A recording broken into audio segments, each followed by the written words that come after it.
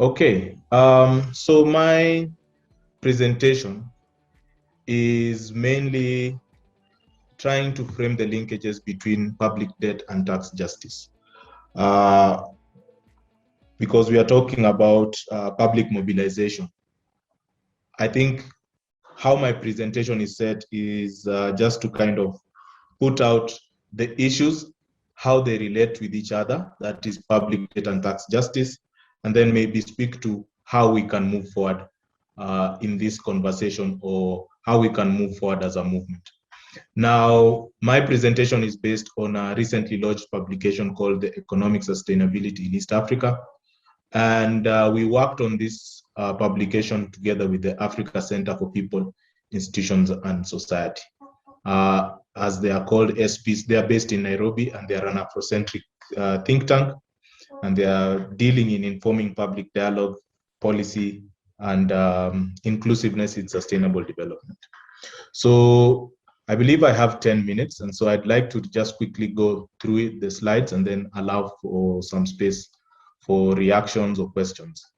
And so just to take you through, the purpose of the study was to understand the implications of public debt in East Africa in relation to the tax burden that will affect East African citizens, the questions of illicit financial flows and harmful tax practices and how they will manifest in the region.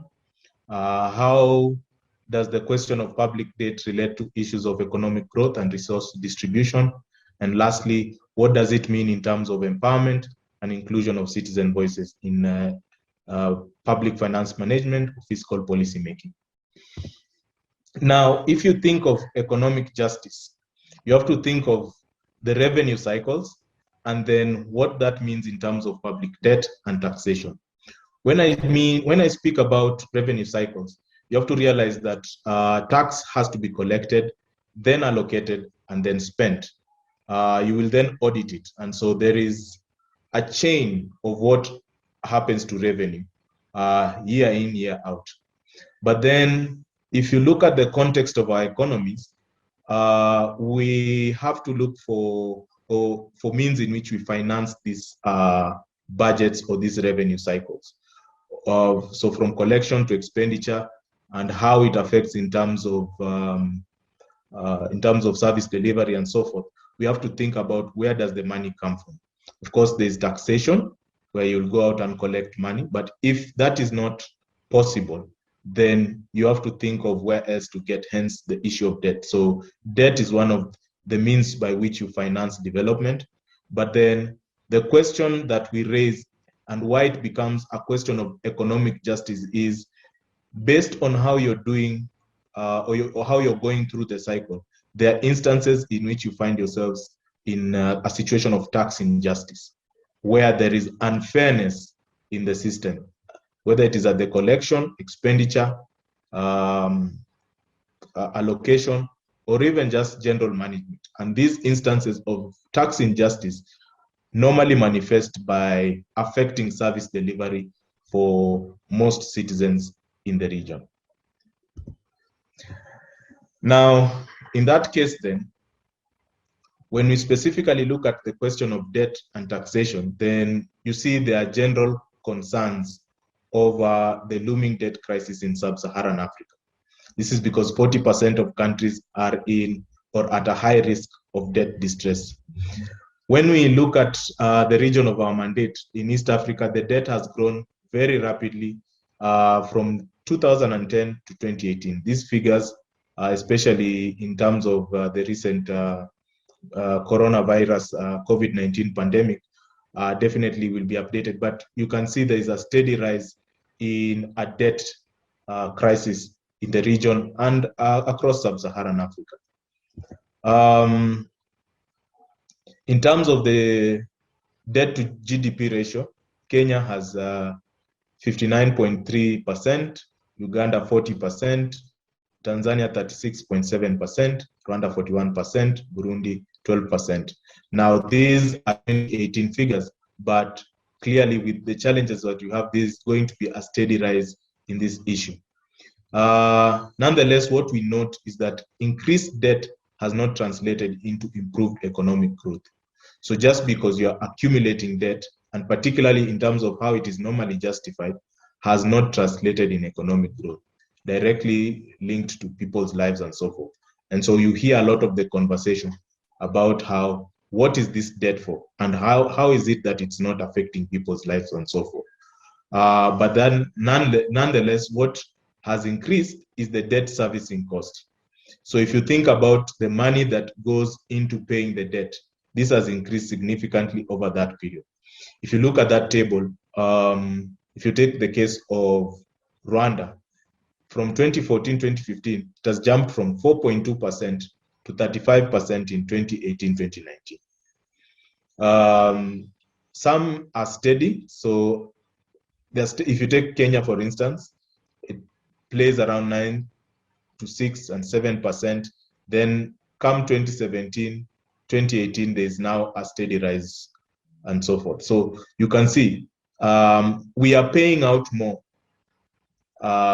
money to make sure that we are servicing our debts, but there is definitely going to be an impact in terms of our service delivery within individual nations. What then is resulting is that governments are failing to raise sufficient revenue despite overall increases in tax revenue. So in as much as they are looking for means to increase the revenue, they don't have enough to cater for their needs. And this has been exacerbated by the COVID-19 pandemic. Day in, day out, if you read the newspapers in East Africa and probably around the world, countries are looking to find additional means of taxation to bridge these revenue gaps. And this is presenting a serious challenge to the tax systems in each of these countries, because the burden is increasingly being shifted to majority of poor citizens. And when this is happening, they are not feeling the growth. So there is some form of disconnect when you think about the effect of debt servicing and debt in general in relation to the lives and economic situation of citizens. So when we think about the linkages of public debt and taxation, we first have to think about the question of fairness in taxation. Now, the first thing that you see is that rising public debt has resulted in imposition of new taxes on citizens. So an increased tax burden for sure. In that case, then, if you look at mostly the taxes being proposed, these are mainly indirect taxes which affect mostly poor people. Then secondly, you can say that tax policy in the region does not benefit citizens. If you think about the idea of human rights in terms of the principles of participation, accountability, non-discrimination, empowerment, and following the rule of law, a lot of the citizens are being marginalized out of this. And so there is no great benefit to the citizens. And therefore, when they look at the debt repayment strategy, they feel that there is a systemic unfairness in the prioritization of other institutions, other structures in place, or people that money is being transferred to, as opposed to catering for the needs of citizens. Secondly, in terms of the linkage, you have to think of illicit financial flows and harmful tax practices. Now, in illicit financial flows, there's the legal means by which money leaves a country without going through coffers of government if it was thought that these are potential areas for taxation, or the illegal means.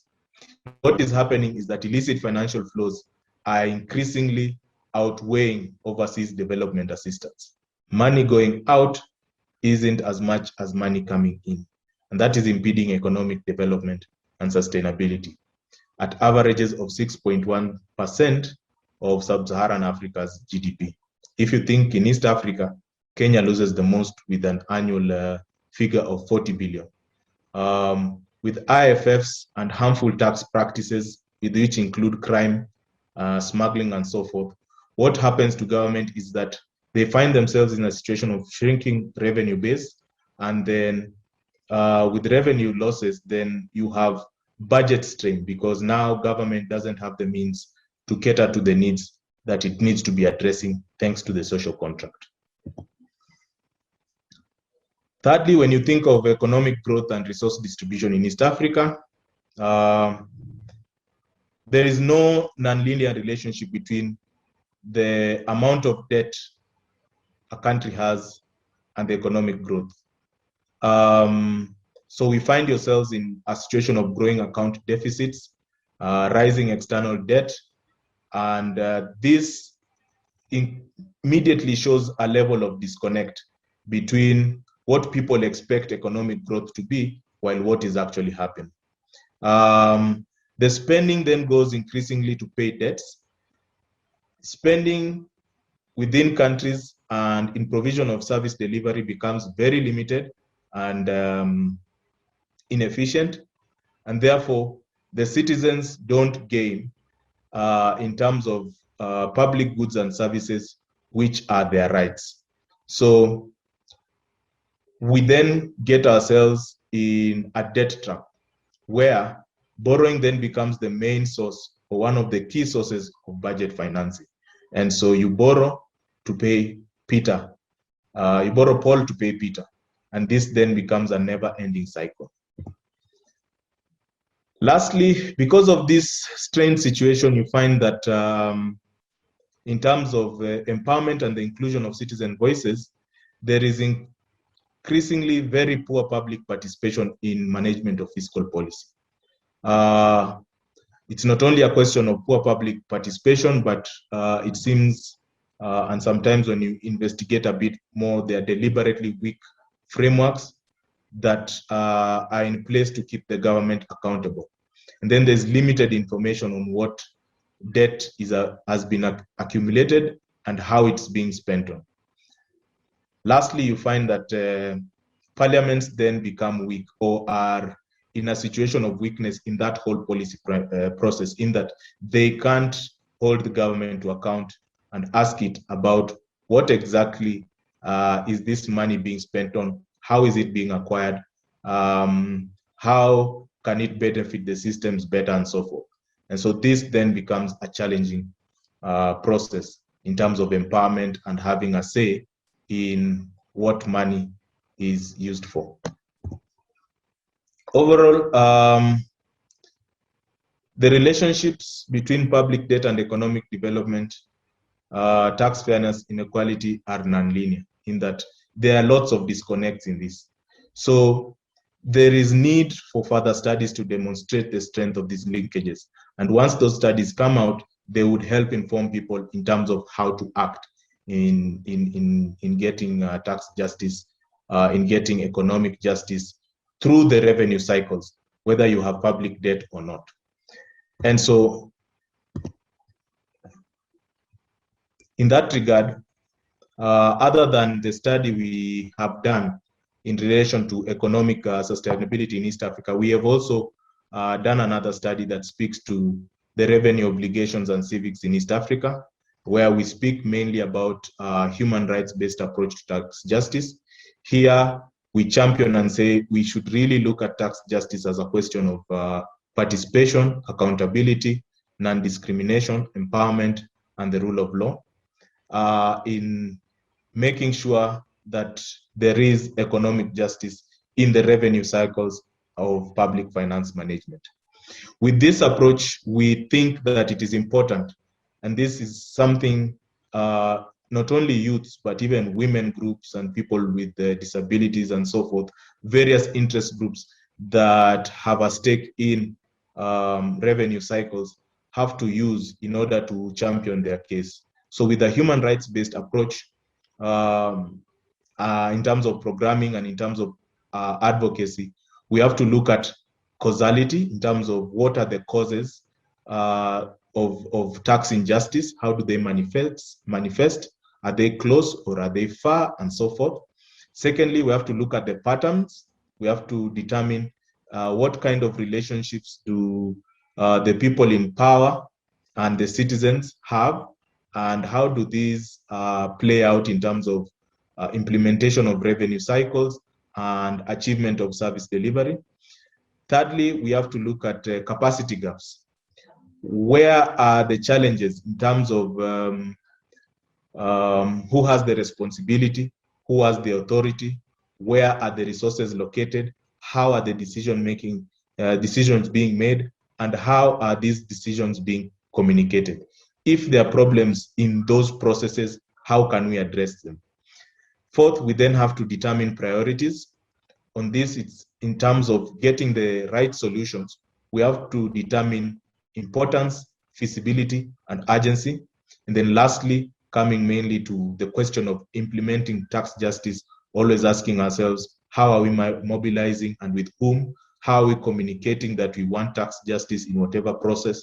How are we training people and informing them and making them more aware? And how are we improving the systems and infrastructure available to help us achieve economic justice? Once we do this, then I could say that particularly if you think of the question of youth, when they put these ideas in their actions, then we will be moving a step closer to getting economic justice, tax justice, and tackling the debt problem in East Africa and Africa. So with that also, I'll welcome you to check out some of our publications on the website of the East Africa Tax and Governance Network. And I'd like to stop my presentation there, welcoming questions or just following guidance from our moderator. Thank you so much. To read and sign the Harare Declaration, go to www.afrodat.org/initiatives. Click on Afrodat Conference on Data and Development, and then read more. And finally, the outcome statement.